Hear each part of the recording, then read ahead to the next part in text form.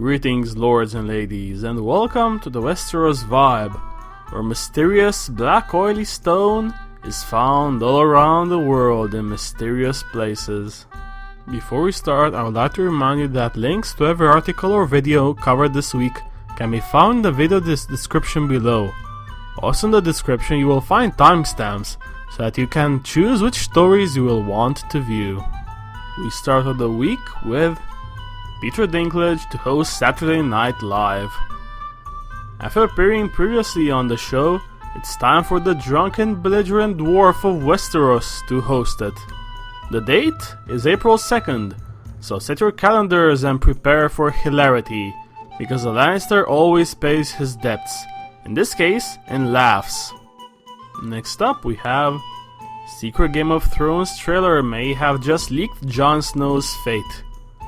Careful for spoilers. As many of you know, this week, South by Southwest took place in Austin, Texas, and Game of Thrones participated. Behind closed doors, a special trailer was shown which hints heavily at the resurrection of Jon Snow by Melisandre. The trailer showed her saying the line, "I saw him in the flames, fighting at Winterfell," followed by a flash of Jon Snow. This is the most obvious indication that the Jon will come to back theory is true, official at least, as we have pictures of Kit apparently on the battlefield.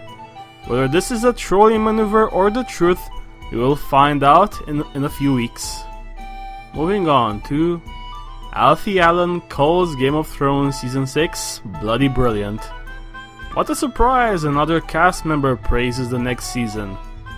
In an interview for an Australian news site, beside the Season 6 description from the title, he made a couple of statements about Season 5 and the Sansa rape scene, describing it as the worst filming day for him. Funny, I thought that the worst was the one in which he was castrated, no? In other news, Game of Thrones, what's ahead for Podrick Payne and Brienne of Tarth?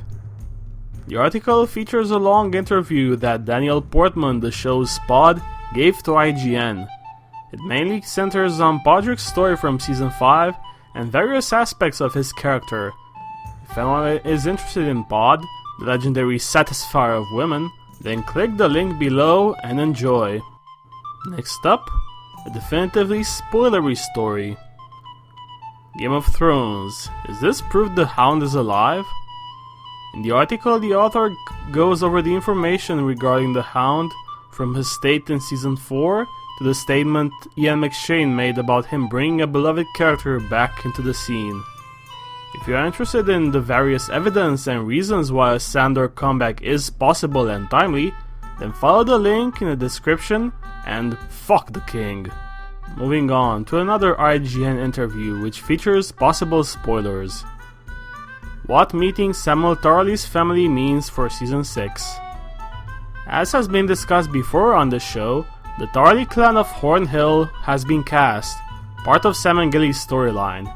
To remind you, they are Sam's father Randall, played by James Faulkner, mother Melissa, Samantha Spiro, brother Dickon, Freddie Stroma, and sister Tala, Rebecca Benson. In the interview, John Bradley talks about his character development in Season 5, about what the Citadel means in the world of Westeros, Sam's new mentality, and a bit about his family. The interview, like Daniel's, is long, so if you want to dig deeper, follow the link below. In other news, HBO releases the shooting script for Jon Snow's death scene. The story is pretty straightforward. The article features the pages in question, which have a detail which is missing in this show. Ollie was supposed to be crying as he stabbed Jon. For the full pages, as ever, follow the link below. Next up, a former Game of Thrones star has harsh things to say about his time on the show. In an interview for the French magazine Liberation, Stephen Delane reminisces about the time in the show through the following quote. "I do not regret having done Game of Thrones, but I have nothing to say about it. I did not understand the series or its success while I was in it. The experience was very bizarre, it slipped through my fingers. For me to like a role, I need to be able to be interested in it, which was really not the case. I was a bit overwhelmed by the events. Apparently one of the big reasons for him taking the part was the money. Quite illuminating. Moving on to one of the most violent Game of Thrones scenes ever was originally way worse. The scene the article is referring to is the death of Oberyn Martell, the Red Viper of Dorne, in the trial by combat against the Mountain. As Ben Crompton aka $Ed Tollett on the show puts it, I went in one session and they were flicking through stuff, and they showed the Red Viper Mountain fight, and they showed an edit where he puts the fingers in and he just pulls his face apart, but instead of cutting it like he does in the show, he just pulls his face apart, and I just said, oh my god, they are never going to be able to show that on telly. And they didn't, but the effects were brilliant. Ultra-violence worthy of Game of Thrones indeed. In other news, Liam Cunningham teases Game of Thrones Season 6 and new interviews. Potential spoilers ahead. In them, he gives us a few choice quotes about Season 6. Listen, there are going to be many, and they're from the get-go, I guarantee it. You're going to have at least one rather very large one in Episode 1, but that's all I'm going to tell you. They're brought together by circumstances, even though they're enemies. This speaking of Melisandre. First of all, they are very, very strange bedfellows, as they say, but they are in a very weird situation. For two people who have an abhorrent dislike of each other, they're both in the same boat. We both lost Stannis. We both lost our reason for being in the show. Also, both of us have found ourselves leaning towards Jon Snow. She has seen something in the flames about this dude. I have found while talking with Stannis to Jon that this guy is a fellow traveler. He's a real deal. He's a good guy. He's definitely got leadership qualities, and he has a heroic and charismatic quality to him.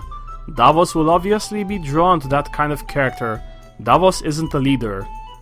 There's a section as the season progresses that we haven't tackled before, size-wise. It's incredibly cinematic. It took an incredibly long time to shoot. I probably shouldn't be telling you this. It's going to blow out of the water what has happened in the previous seasons combined. When I was reading these scripts, there's a certain kind of bizarre new philosophy to what they're doing. It's different this year. There's some very different stuff. There's quite a few new people. There's quite a few people going this year, and there is every year, to be fair. I'm not speaking out of shop when I say that, but I was astonished to the numbers. It's one of the things that makes the show so interesting, the fact that nobody's safe. Anybody can go at any time. Moving on to the lands of YouTube, we have more videos to mention this week. Preston Jacobs has released two videos, one about the relationship between Ned and Ashara Dane, and another part of his 1000 World Book Club about second helpings. Red Team Review has released a Q&A about the Season 6 trailer he covered last week. Vassals of Kingsgrave have released two videos this week, one about Asshai and the lands beyond, and another part of their epic reread covering chapters from December to 98. That is the news for the week ending on March 20th. I hope you have enjoyed it. If you have, please like, share, comment, and subscribe. And stay tuned. Goodbye everyone. See you next week.